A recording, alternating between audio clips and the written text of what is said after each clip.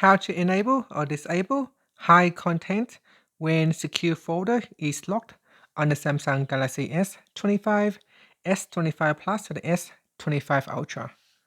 First, tap on the home button to return back to the home screen.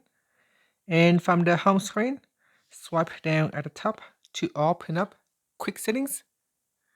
Now in here, tap on the settings icon. Next, we then scroll down and tap on security and privacy.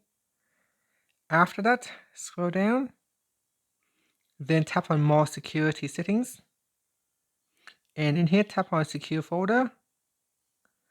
Then scroll down and tap on notifications.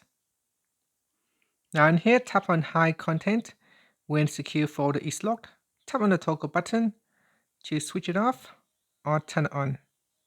And that's it. After that, tap on the home button to return back to the home screen. If you find this video helpful, please like and subscribe to my channel for more videos.